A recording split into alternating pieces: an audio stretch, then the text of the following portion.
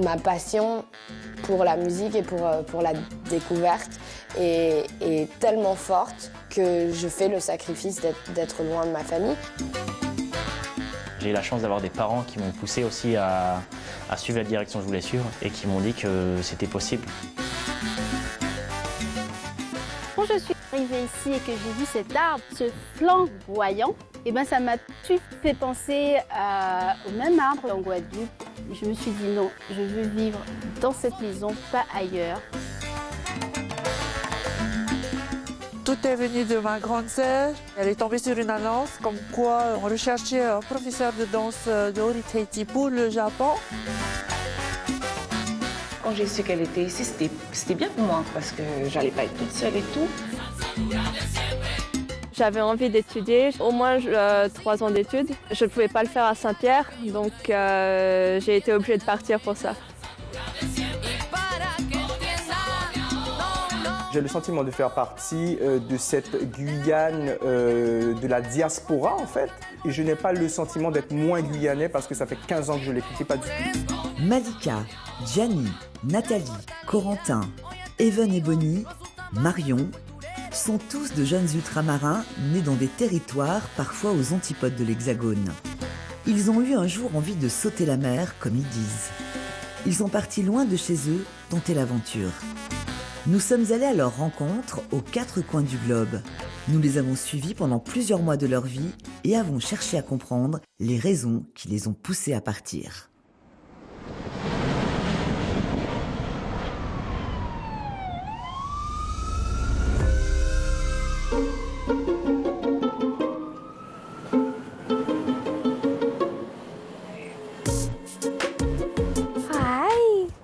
Ouais, j'adore les chiens. Un jour, j'en aurai un. Un jour. Donc, 212 Van Buren Street, c'était mon premier appart. J'habitais tout en haut, là-haut, dans une toute petite chambre. C'était un peu un shoebox, c'était un peu un couloir, quoi. Cette rue-là, surtout en été, tout le monde est dehors, avec la musique. Il y a tout le temps des sirènes. Juste au coin de la rue, il y a une station de pompiers. Et la rue d'après, il y a une station de police. Alors, non, c'est... Par contre, le quartier où j'habite maintenant, j'entends jamais les sirènes, j'entends que les oiseaux. Nathalie est une jeune violoniste réunionnaise avec des rêves plein la tête. Elle a choisi de quitter son île, Cocotier et Lagon, pour un monde très, très urbain. New York, à 14 600 km de là.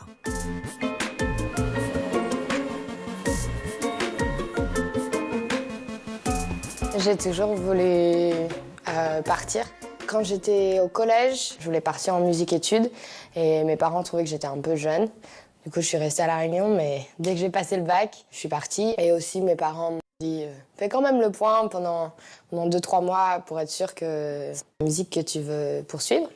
Et au bout de 2 semaines, je les ai appelés, je leur ai dit oui, c'est la musique. Musicienne accomplie, elle s'est très vite sentie à l'étroit sur son île.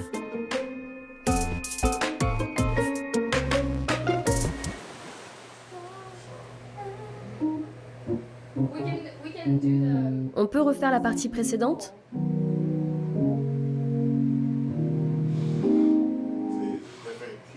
Mais en fait, les notes, elles ont changé.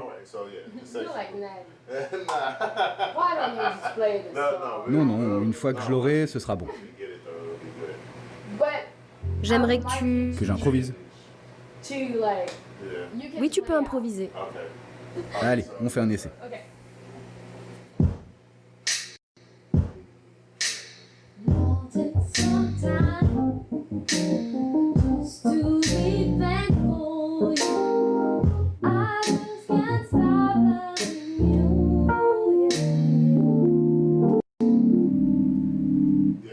Ok, c'est bon pour moi. Je vais quand même l'enregistrer. Oui, évidemment, moi aussi.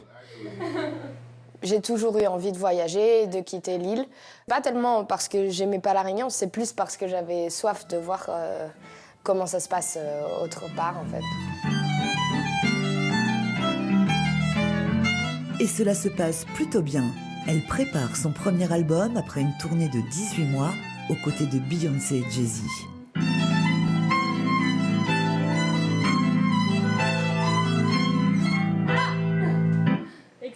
Sauf que je ferai pas de fausses notes.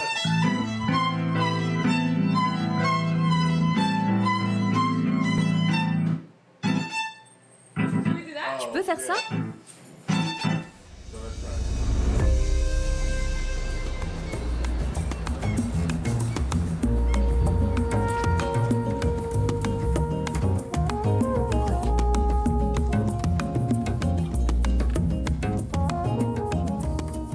Oh, il y a une guêpe là-dedans. C'est difficile de trouver un endroit plus typique de Bergen avec toutes les petites rues pavées et les maisons colorées.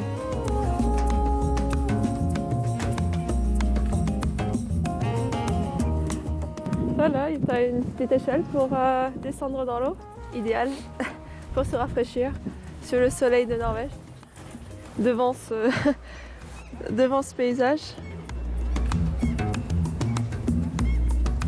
Marion est née à Saint-Pierre-et-Miquelon, seule collectivité d'outre-mer à ne pas être bordée d'eau chaude. Après une scolarité brillante, elle a décidé de quitter son archipel pour le nord de l'Europe. Bergen et Saint-Pierre se situent de part et d'autre de l'Atlantique. Bien que leurs latitudes soient différentes, elles présentent d'étonnantes similarités. Climat, paysage, flore, elles sont également toutes deux tournées vers l'océan. Quand j'étais petite, j'aimais beaucoup découvrir des choses, poser des questions, regarder les insectes, regarder les fleurs dans l'herbe. J'ai travaillé avec les associations reliées à l'environnement de Saint-Pierre. J'avais envie d'étudier, au moins 3 ans d'études. Et je ne pouvais pas le faire à Saint-Pierre, donc j'ai été obligée de partir pour ça. Il n'y a pas d'université sur cet archipel, pas beaucoup de débouchés professionnels non plus. Les territoires d'outre-mer ont le taux de chômage le plus élevé d'Europe. En moyenne, près d'un jeune sur 2 n'a pas de travail, contre seulement 1 sur 5 dans l'Hexagone. Et ici, c'est mon bureau.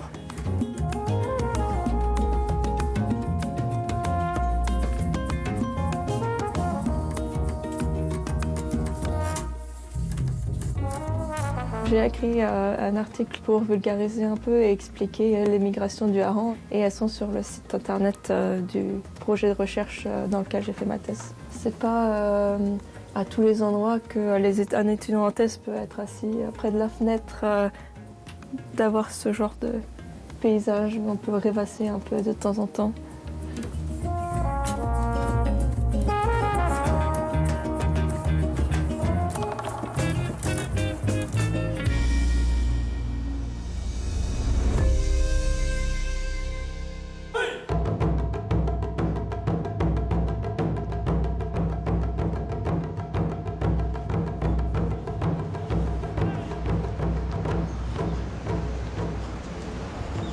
C'est trop beau, c'est une super saison, j'adore.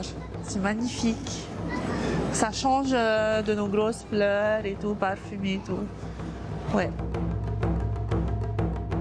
Even et Bonnie sont polynésiennes et elles ont toutes les deux décidé de s'installer à Tokyo. C'est ici qu'elles se sont rencontrées. Elles sont devenues aujourd'hui d'inséparables amies. Choc thermique garanti en arrivant dans la capitale nippone. Au printemps, il fait en moyenne 12 degrés de moins qu'à Tahiti.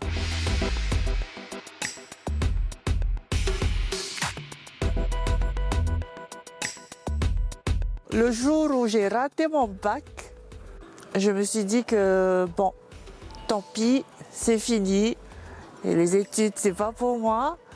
Je vais aller à Tahiti pour le conservatoire. Je voulais approfondir mes connaissances dans le Ori Tahiti.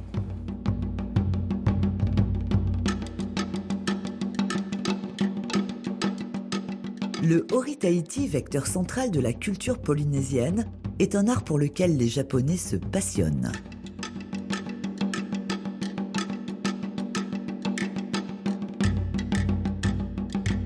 Tout est venu de ma grande sœur. Elle est tombée sur une annonce comme quoi on recherchait un professeur de danse de Ori Tahiti pour le Japon. Suite au casting, j'ai été prise. Étant donné que j'étais élève au conservatoire artistique de la Polynésie française, dans la partie traditionnelle, d'où le Ori Tahiti.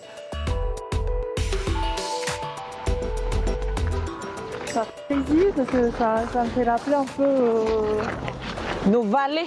Ouais, voilà, nos vallées. Ça change de voir la végétation. Il manque plus que les fleurs et les odeurs parfumées des fruits. Ouais.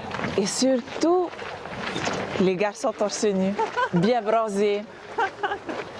Quand j'ai su qu'elle était ici, c'était bien pour moi parce que j'allais pas être toute seule et tout. Le courant est tout de suite passé.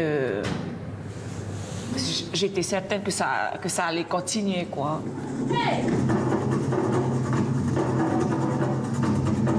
La raison pour laquelle je n'ai pas cherché à travailler à Tahiti, c'est parce qu'il y a déjà plein d'écoles de danse. J'avais envie de découvrir autre chose, un nouveau pays, envie de voir les différences qu'il y avait ici au Japon.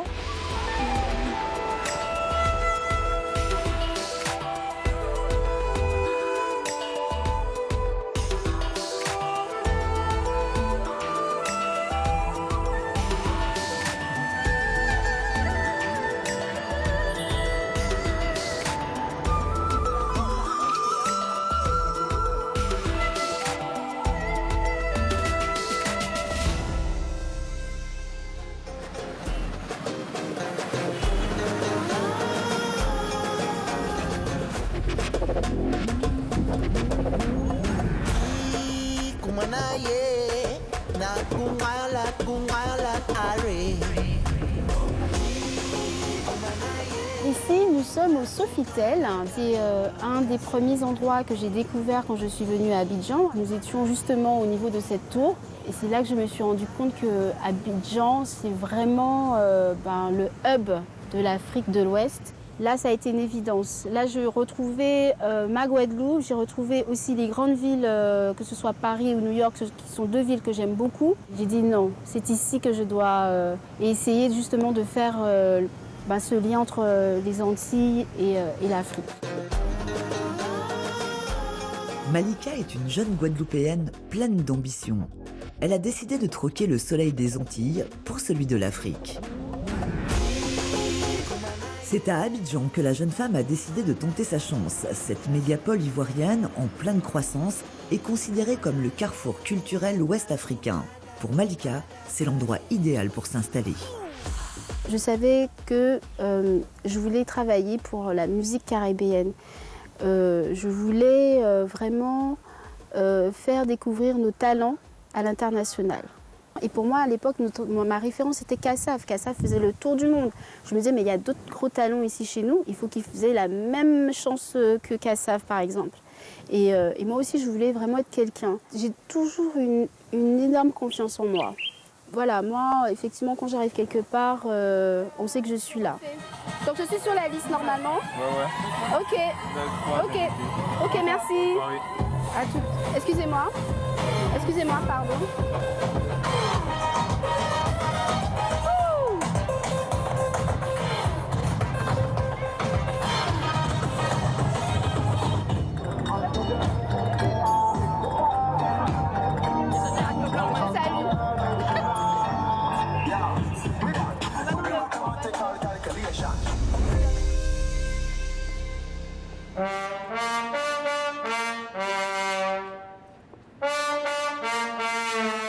On est dans le vieux port, qui fait partie du vieux Montréal.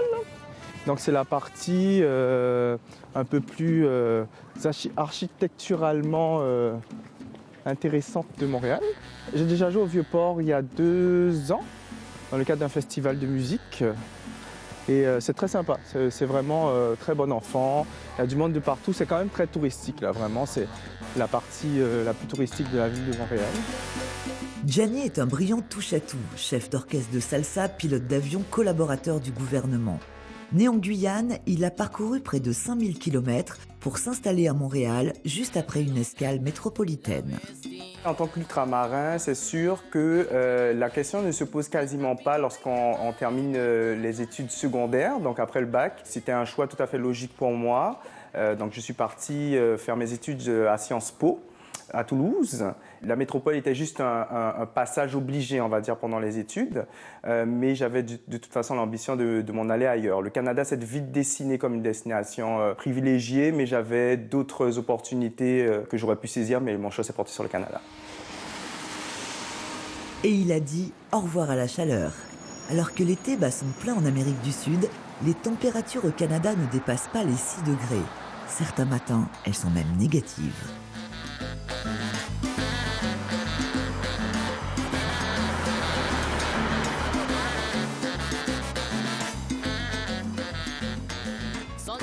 Alors je vous ai ramené quelque chose de typiquement guyanais. Ça s'appelle un ciel de case. Et en fait, ça s'accroche dans les cases amérindiennes au plafond, en fait. Et c'est censé protéger des mauvais esprits de toutes sortes. Alors, je l'ai dans ma chambre. Il n'est pas accroché à mon plafond, puisque j'ai un plafonnier comme tout le monde. Donc, il est accroché au mur.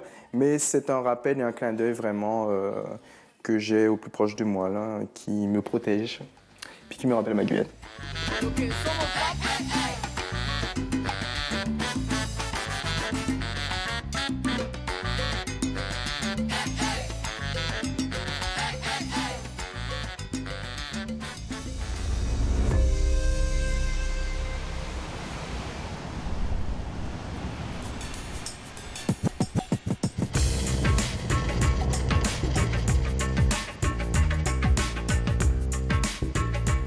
Alors ici on est dans un marché local vietnamien où les gens vont faire les courses, ils vont acheter leur viande, leurs produits frais, tout ce qui est légumes, tout ça.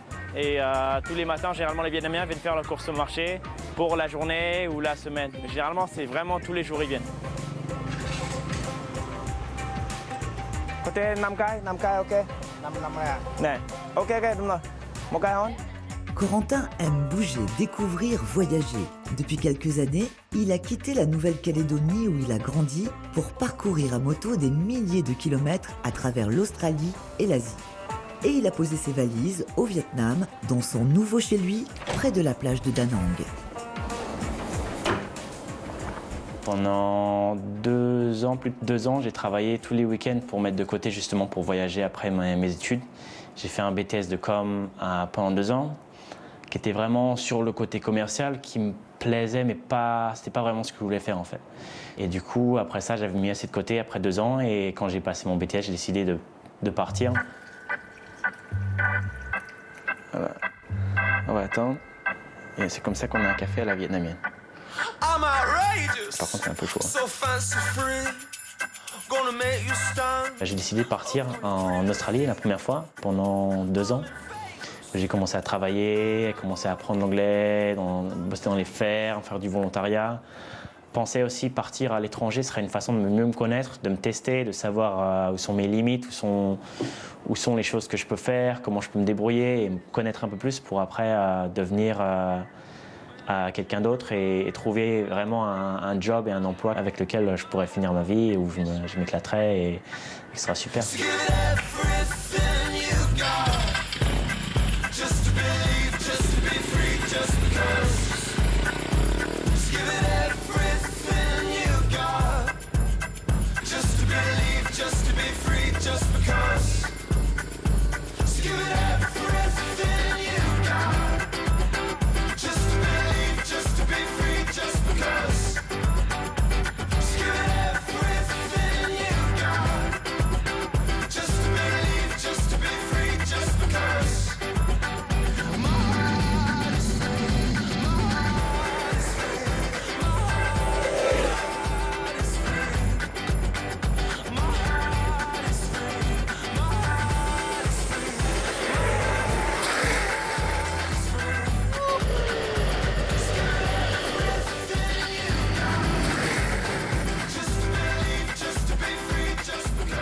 Corentin est un électron libre, toujours en quête de nouvelles sensations.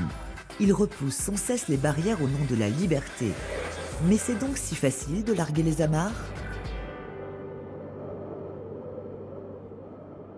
L'expatriation, c'est un risque permanent parce qu'il peut être couronné d'échecs. Les premiers mois, ça peut être assez dur parce que la famille n'est pas là, les amis sont pas là. Maintenant que j'y repense, je me dis, mais Malika, en fait, il y a beaucoup d'inconscience en fait dans ta démarche. Tu arrives dans un pays, tu ne connais personne, Et voilà, salut. Je pense qu'il faut être curieux. Si on reste coincé dans les habitudes qu'on a à la maison, et en fait, on finit par vivre en exil tout seul et à essayer de retrouver la même vie qu'on avait chez nous, et c'est juste pas possible, quoi. Ton humeur fait le yo-yo en permanence, mais je pense que de dire qu'il faut avoir les reins solides, un mental d'acier, oui, effectivement. Sinon, on retourne chez soi. C'est vraiment, je pense, des profils, les gens qui partent, qui s'installent ailleurs, qui prennent ce risque-là. C'est des gens avec un profil particulier. Tout le monde, je ne pense pas, peut le faire. Ça peut être dur. Beaucoup ne passent pas ce stade-là. Après, ça t'ouvre plus de portes, et chaque chose que tu apprendras, ça t'ouvrira beaucoup plus de portes sur l'avenir.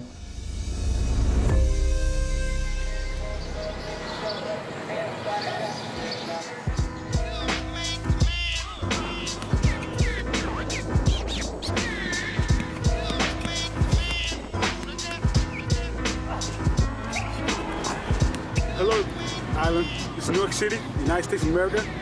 We love you. And no Donald Trump.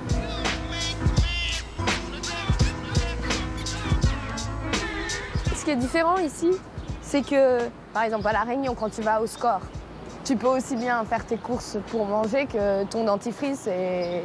Alors que ici, le dentifrice, le gel douche ou quoi, des fois, il faut aller dans une pharmacie séparée, quoi. Des fois, ta pharmacie, elle n'est pas juste en face de ton supermarché où tu as acheté tes tomates et tes œufs, quoi. Donc, c'est pas toujours pratique. Les choses qui sont tellement naturelles dans l'endroit où on grandit, on n'a pas besoin d'en parler, on les apprend de façon inconsciente. Et quand on voyage, dans certains endroits, ça change. Et c'est là que je me suis rendu compte à quel point voyager, ça peut vraiment permettre de grandir et de se trouver. Ça aide à vraiment trouver l'essence de notre personne. Justement, je me sens en sécurité, je me sens libre, et les gens sont tellement... Il y a de tout, et d'être excentrique, c'est même plus excentrique en fait, parce qu'il y a tellement de tout que... À New York, niveau style vestimentaire, mais je me suis épanouie, quoi. Et en tout cas, pour moi, j'étais beaucoup dans l'analyse et choisir, OK, quelle personne je veux être.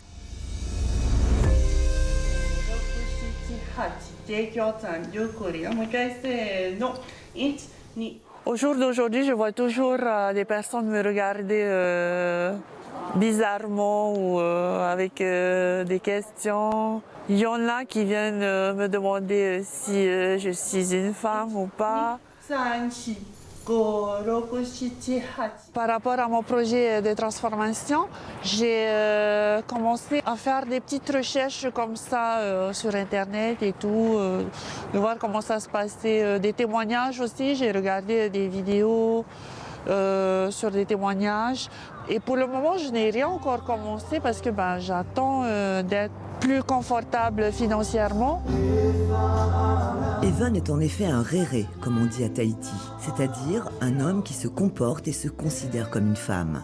À l'étranger, d'autres particularités de la société et de la culture polynésienne peuvent également intriguer. Pour le tatouage, par exemple, dans la rue, on me regarde.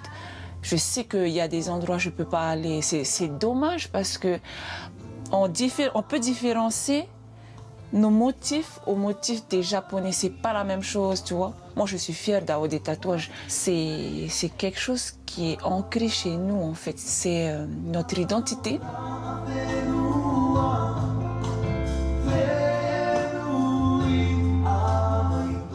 Je viens d'une île, d'un coin perdu, et voilà où je suis maintenant, à Tokyo. Et pour moi, ouais, c'est extraordinaire.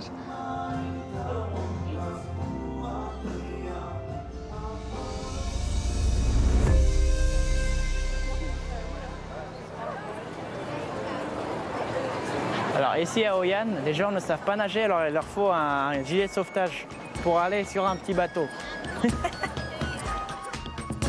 Corentin et Maria sont en couple depuis 1 an. Originaire de Russie, elle a elle aussi décidé de voler de ses propres ailes. Rester dans notre pays, c'est vraiment la zone de confort. C'est où on connaît tout le monde, on a notre famille là, tout est facile. On connaît tout et parfois ça peut être un peu un piège. Sortir de cette zone de confort là, te fait grandir, te fait apprendre beaucoup plus de choses sur toi-même, rencontrer les gens du monde entier qui t'ouvrent d'autres portes dans notre pays. J'avais oublié à quel point c'était beau ici. Come on, Jay. Home gun. Si Nathalie est partie pour suivre ses rêves, Evan et Bonnie pour partager leur culture, Corentin, c'est pour assouvir sa soif de découverte. Et la découverte, pour lui, passe forcément par l'apprentissage de la langue. I think maybe you can ask because last time. Si tu es dans un pays où ils ne parlent pas le même langage, ça va être vraiment compliqué. Tu auras cette sorte de barrière entre les gens et toi qui ne te connaîtront pas vraiment parce que tu ne parles pas leur langage. Et c'est dur, ça peut être dur, mais après 3 ou 4 mois, ça suffit pour apprendre un langage parfaitement. Si on se pousse un peu à aller vers les gens, il ne faut pas se limiter et pas se dire « Ah, mais pourquoi je ne devrais pas y aller parce que si et si et si ». Non, c'est pas la façon de faire, je pense. C'est plus se dire « Pourquoi pas ? Qu'est-ce que ce pays a à m'offrir ? Et pourquoi je n'essaierai pas ?»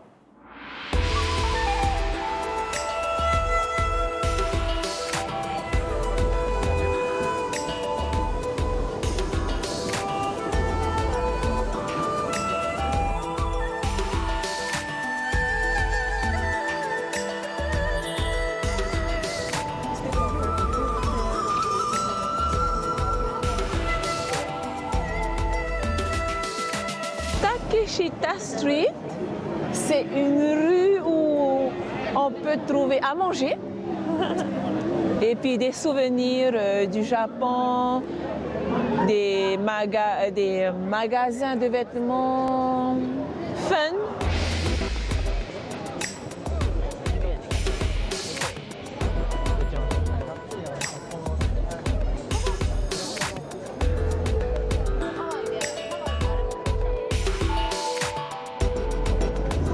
Une des particularités aussi du Japon, c'est ce mélange entre modernité, donc ici la ruelle Takeshita, où on trouve voilà.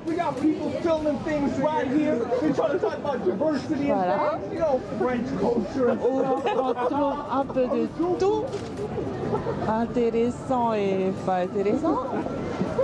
Et aussi, juste à côté, il y a le parc et le temple Meiji Jingu. Voilà, ce qui fait un peu la différence entre modernité et culture, tradition, ici au Japon. Et surtout, vous pouvez apprécier à l'arrière les fameuses crêpes japonaises excellentes.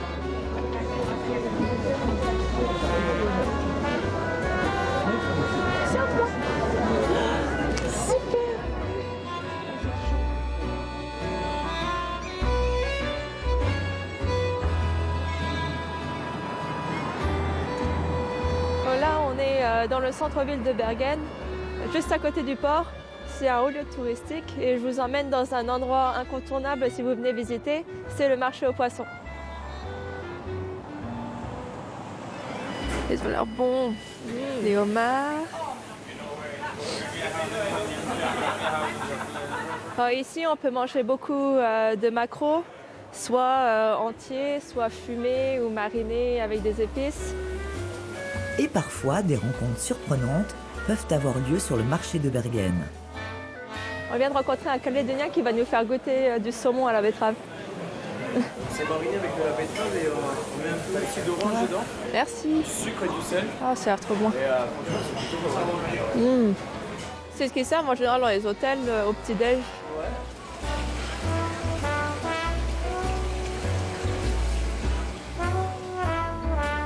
Le king crab, c'est une espèce invasive qui est venue du nord de la Russie. Et pour arrêter l'invasion, ils ont mis une certaine limite. Et au-dessus de cette limite, la pêche est illimitée.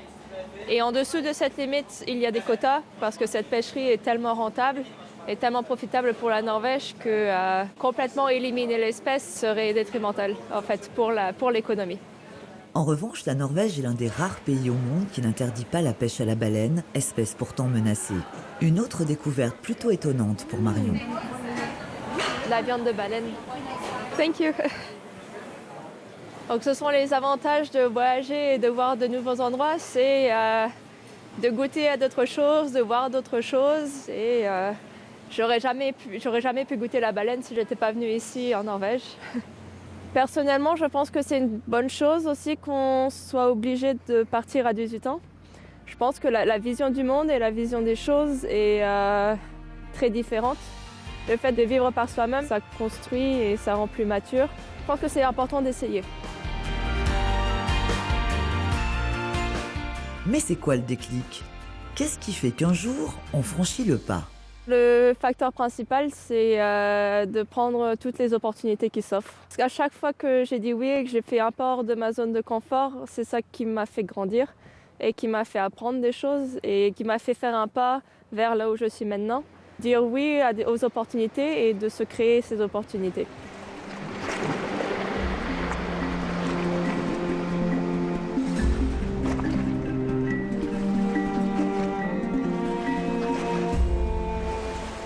Oser dire oui. Oui aux milliers de kilomètres qui séparent Nathalie de son île. Oui au risque de tout perdre en prenant la route pour le Vietnam. Oui à l'Afrique incertaine mais aussi prometteuse. Oui au vertige culturel japonais. Le dénominateur commun à cette jeunesse expatriée pourrait peut-être se résumer ainsi. Voir dans l'inconnu une opportunité. C'était comme un challenge qui commençait en fait. À partir de maintenant, la seule personne sur qui je peux compter, c'est moi-même. Du coup, c'était génial. Donc moi, ça m'a appris aussi que quand on veut quelque chose dans la vie, il faut se battre pour l'avoir. On n'a rien sans rien. Puis le jeu en vaut la chandelle, très clairement. Et puis c'est vrai que c'est pas tout le monde qui peut trouver sa place sur une île. Mine de rien, ça reste un petit bout au milieu de l'océan. Donc il faut partir. Même s'il y avait un petit côté effrayant, c'était plus excitant qu'autre chose. J'avais vraiment hâte de voir comment ça serait cette nouvelle aventure. Et c'est une fois qu'on voyage, qu'on prend vraiment conscience de la chance de vivre dans ce pays un peu vierge, avec ses difficultés certes, mais on est quand même très préservé de beaucoup de choses en fait. Comme dans tout, en fait, il y a besoin de connaître aussi l'opposé. Du coup, connaître un peu un autre pays ou une autre ville qui est peut-être moins pauvre, avec des gens qui sont moins sociables, se ferait plus apprécier ce qu'on a dans notre caillou, ce qu'on a sur notre île. C'est plus une question de choix et qu'est-ce qui est important pour nous. Ma passion pour la musique et pour la découverte est tellement forte que je fais le sacrifice d'être loin de ma famille.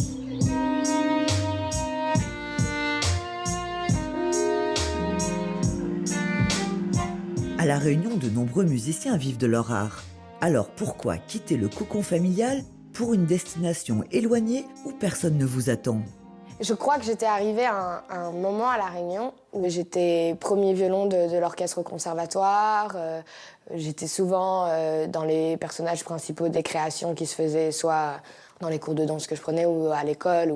Donc, j'arrivais à un niveau où je donnais le meilleur de moi-même, ça marchait et je me retrouvais dans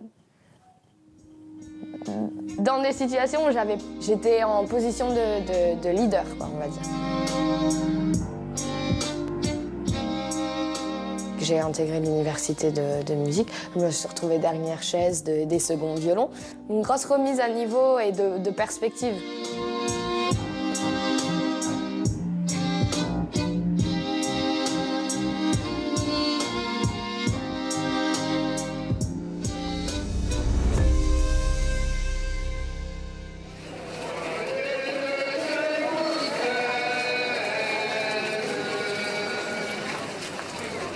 J'ai toujours rêvé partir aux États-Unis après mon bac. Ma mère, elle a été très réticente. Elle m'a dit non, pas du tout. Tu vas rester en Guadeloupe parce que les États-Unis, je te vois pas. T'es pas encore prête, t'es trop jeune. J'ai beaucoup été influencée par mon père. Lui, il m'a vraiment donné cette envie de découvrir le monde. À son décès, j'ai dit à ma mère, là, il faut que j'y aille. Je peux pas. Voilà. C'est vraiment mon père, oui. Clairement, c'est mon père qui, en fait, à son décès, j'ai fait un discours pour lui et dans mon discours c'était ça en fait.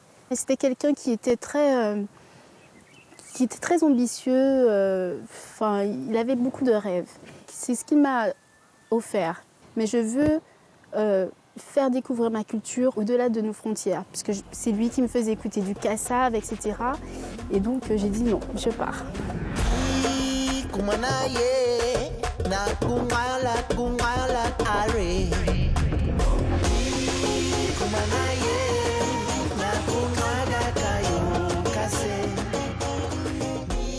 Mon travail consiste donc à accompagner des décideurs et de faire connaître au niveau des médias, des leaders d'opinion et puis également des influenceurs, leurs activités, leurs projets, leurs visions, leurs événements, etc. Le rêve final, c'est vraiment de développer concrètement mon agence MGF Media Group en Afrique et de pouvoir construire ce pont entre l'Afrique, l'Europe et les Antilles, Europe, Afrique.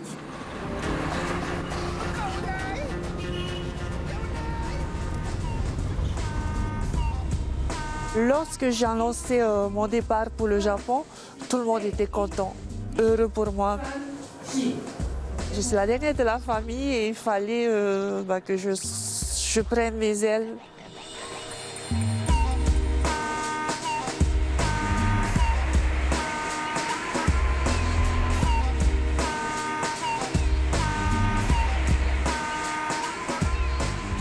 J'ai eu énormément de chance d'être soutenue dans mon choix de partir. Mon père m'a aidée avec tout ce qui était application de bourse pour aider parce que c'est pas donné de partir étudier autre part qu'en France. Et ma mère, constamment à me soutenir. Mais au début, l'Australie, ma mère elle me disait souvent quand je vais à la plage, j'ai l'impression que si je regarde à l'horizon, t'es de l'autre côté. Quand je suis partie aux États-Unis, là, c'était quand même plus difficile, c'est beaucoup plus loin. Il faut vraiment qu'on s'organise pour faire des appels. Donc, c'est vrai que c'était moins évident, les États-Unis.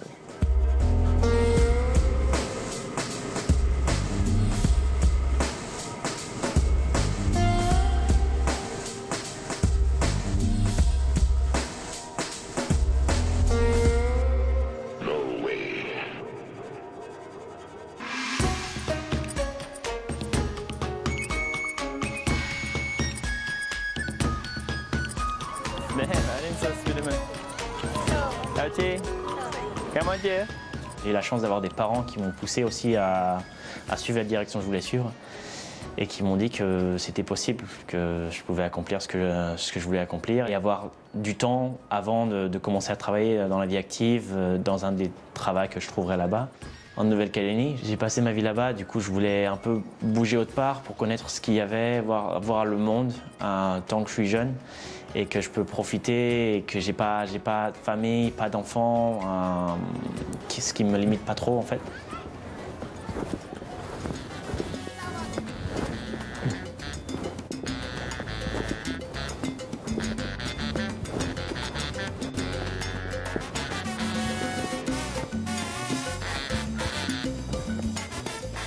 Non, mais c'est vraiment, là le paysage va changer tout en douceur, mais là c'est vrai que c'est encore très peu vêtu là. Les arbres n'ont pas du tout de feuilles, ni rien du tout. Mais ça arrive très tard dans la période aussi, là, donc...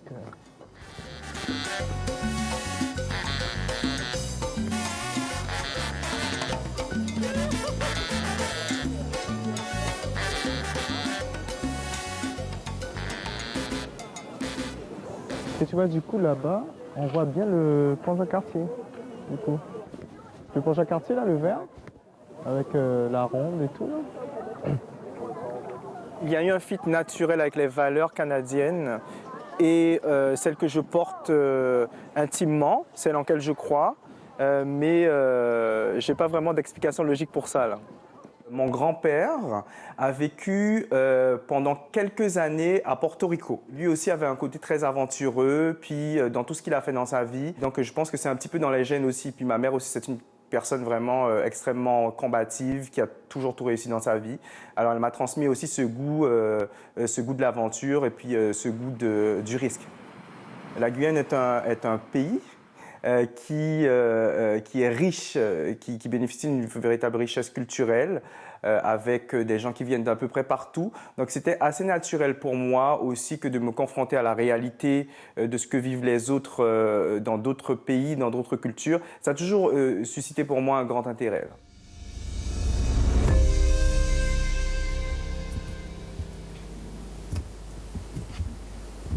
Le fait de devoir partir a toujours été évident. Et en fait, j'étais assez excitée de partir.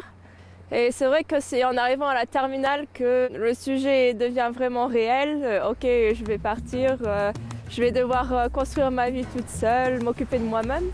J'avais vraiment hâte de voir comment ça serait cette nouvelle aventure. Et par là, on a les laboratoires et on a quelques salles de cours. Alors ici, c'est ce qu'ils appellent le Höjd Technology Center. Il y a de la biologie, il y a aussi de la chimie et il y a des trucs un peu plus technologiques. Là, on a l'aquarium avec les poissons. Marion a obtenu une aide financière conséquente pour travailler sa thèse. On n'a pas la capacité sur le territoire d'avoir une université. Et comme on est obligé de partir si on veut faire des études, je pense que c'est normal d'avoir une certaine aide. J'ai fait un DUT en génie de l'environnement pendant 2 ans. Ensuite, j'ai fait un master sur les écosystèmes marins. Et ensuite, à Bergen, ma thèse sur l'évolution induite par la pêche, ce qui fait 8 ans au total. Aujourd'hui, je suis docteur en biologie marine.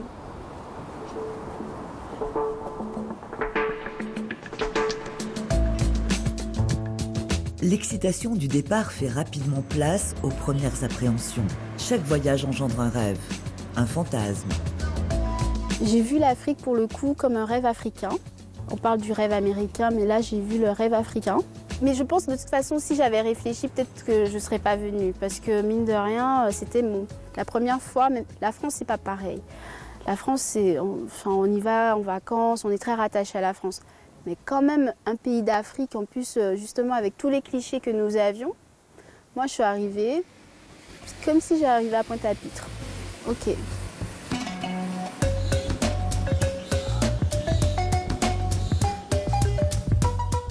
Quand on regarde la vue, c'est les mêmes vues que j'ai quand je suis chez moi, chez ma grand-mère, chez mes tantes. Enfin, je me suis tout de suite sentie chez moi et donc oui, je me suis acclimatée très rapidement.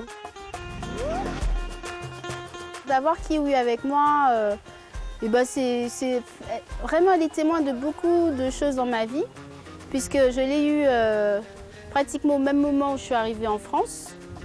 Donc elle m'accompagne dans mon évolution. Elle voyage partout avec moi, en Guadeloupe, à Paris. Un kiwi.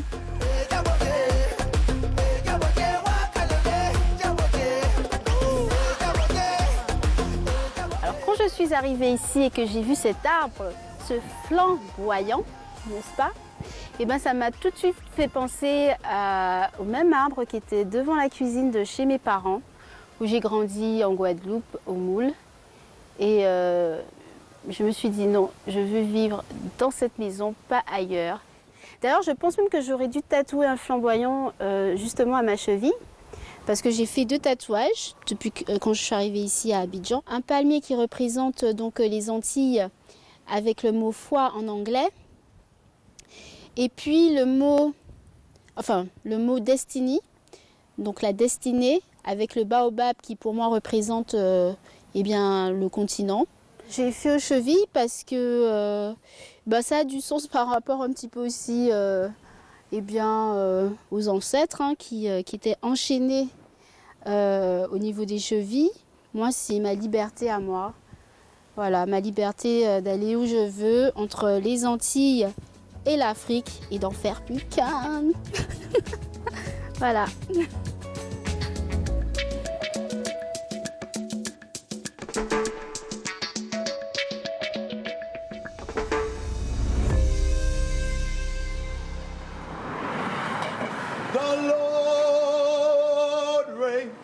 Let the earth rejoice, let the people rejoice. The Lord reigns, Retour dans les rues enneigées de Montréal, Gianni a rendez-vous avec Anya, une amie, qui est présidente de l'association Franco-Caraïbe. Ça fait longtemps. On fait notre fameux hug. Oui, tu vas bien? Super, et toi? Ça va? Content de te voir. Ah ben ça va. Avec son association, Anya travaille entre autres sur l'intégration des ultramarins au Québec. Les territoires d'outre-mer, elle connaît. J'ai été vers toutes les communautés, parce que j'ai vu des personnes de l'île de la Réunion. J'ai rencontré un Mahorais, j'ai rencontré des gens de Saint-Martin. Ah oui? Oui, il y a des personnes de Saint-Martin, bien évidemment Saint-Pierre-et-Miquelon, Ouais. Martinique, Guyane, Guadeloupe. Ouais. Je me suis rendu compte qu'on partageait 4 choses ensemble. La langue qui nous rapproche, on a la culture qui nous rapproche, on a cette relation à la France, à l'extérieur, Comme une espèce de lointaine. double extraterritorialité, là. C'est ça. Mhm. Et puis on a le fait qu'on est aussi emprunt, à cause de la porosité de notre situation régionale, on est emprunt des cultures qui Des nous autres, entourent. absolument. Et tout ça fait qu'on est très interculturel. Dans le cadre des ultramarins, on est dans l'interculturalisme. Donc les gens se mélangent, les gens vivent ensemble. Il y a vraiment un sentiment de vouloir vivre ensemble qui est très fort, particulièrement en Guyane. Il est complètement faux de considérer que quand on s'en va dans des cultures qui sont fondamentalement différentes et qu'on nous présente comme des cultures totalement à l'opposé de ce que l'on vit de notre réalité, cette approche-là, lorsqu'on vient de l'interculturalité, nous permet d'avoir une certaine armure et de prendre une certaine distance critique, systématique et naturelle par rapport à la culture de l'autre lorsqu'on l'en voyage, définitivement. Par exemple, Gianni, il est français, il est guyanais, et puis il y a toute la partie cubaine, etc. Il a déjà ces 3 dimensions. Donc pour lui, c'est beaucoup plus facile. On rentre presque dans un esprit québécois, ouvert sur l'autre, ouvert sur d'autres cultures, avec cette façon d'absorber et de bien vivre la culture de l'autre. Dans le cas de Gianni, je dirais qu'il a 3 cultures différentes, et puis elles cohabitent très très bien. Donc à ce titre-là, je pense que l'inclusion, elle est plus que réussie. Mais c'est déjà presque dans la démarche d'un ultramarin, puisqu'on est déjà voire tri-culturel.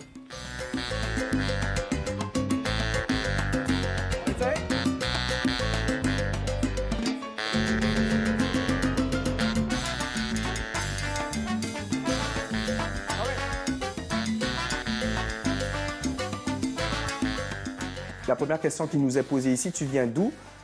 Avant de dire je suis français, je dis je suis guyanais. Clairement, ça c'est une évidence. Donc, et c'est aussi être fier d'un pays qui porte avec lui une histoire, qui se construit non pas à l'intérieur des frontières de la Guyane, mais qui se construit aussi avec des gens, des ambassadeurs qui portent haut les couleurs de leur pays à l'étranger.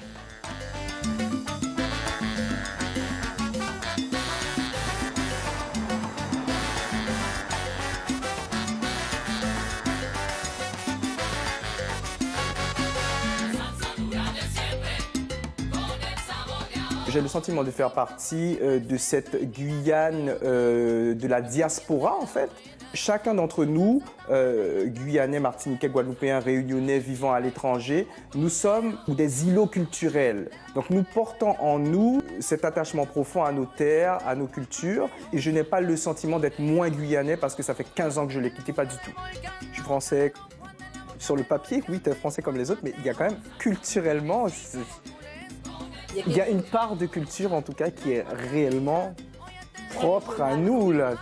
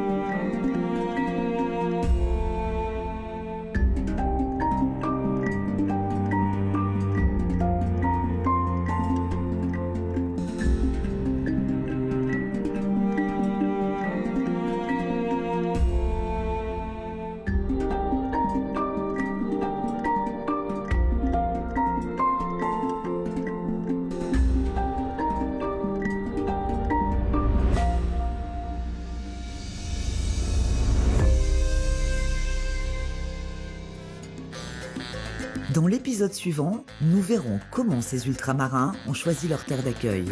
Sincèrement, j'aurais jamais pu avoir ce cadre de vie ni en France, même ni en Guadeloupe en fait. C'est clairement unique à l'Afrique. Déjà, rien qu'au niveau de mon quartier, je me suis sentie accueillie. Le Canada est un pays d'aviation et j'ai toujours eu pour objectif, bien entendu, de faire carrière dans l'aviation. Donc c'était un choix vraiment naturel que de choisir ce pays. En tant que chercheur, il n'y a pas beaucoup d'ouverture au niveau professionnel. J'ai beaucoup plus d'avenir à Bergen que si je reviens en France. Si j'étais allé en métropole, au lieu de voyager pendant 5 ans tous ces pays que j'ai fait, au Vietnam ou dans d'autres pays, ça m'aurait pas autant apporté en fait. Mon arrivée au Japon est un choix et un hasard aussi. Je m'y attendais pas. J'ai beaucoup plus l'impression que le Japon m'appelait plutôt que la France.